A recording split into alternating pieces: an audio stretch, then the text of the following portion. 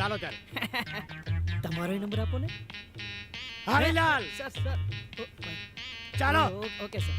તપાસ ચાલુ કરીએ. હવલદાર ખરો છે. ચાલુ હવાલદાર લાગે છે. આવી ગયું. આ મંદિર ગામથી બહુ દૂર છે. લ્યો આ આવી ગયું.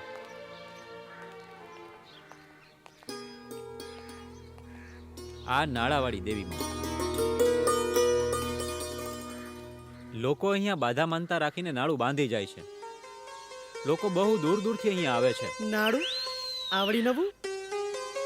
નવું નહીં, આપણે જે લેંઘા અને ચડીમાં બાંધીએ છીએ ને એ જ નાળું, પણ એ આ દેવીમાંને ચડાવાય છે. અરે ઘડિયાળવાળા બાબાનું મેં સાંભળેલું છે. ત્યાં માનતા રાખનાર લોકો ઘડિયાળ ચઢાવે છે, ઘડિયાળ લટકાવે છે.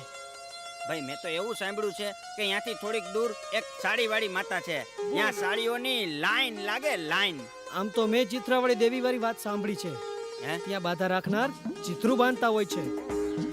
એની માને આ ભુવાને જાગરી આવે તો માનવ જાતને ચકડોળે ચડાવી નાખી. હે અરે મારા ભાઈ વાત તો બહુ થઈ. ચાલો નાળાવાળી દેવી માના આપણે દર્શન કરીએ. આપ પેલા આવો સરપંચ સાહેબ, આવો આવો આવો. હા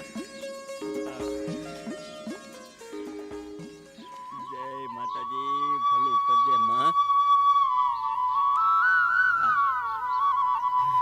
જુઓ તમારો મિત્ર નાડું બાંધે.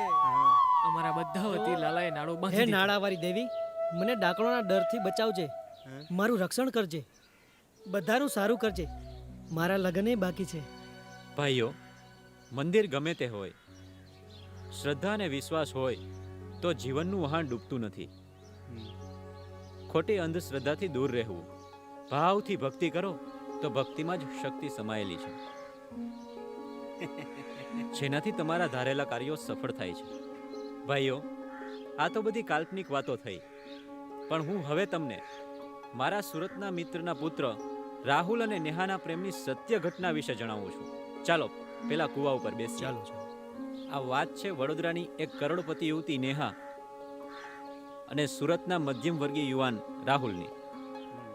રાહુલ એના ઘરના ઉપરના માળેથી સીડીઓ ઉતરતા લપસી જાય છે.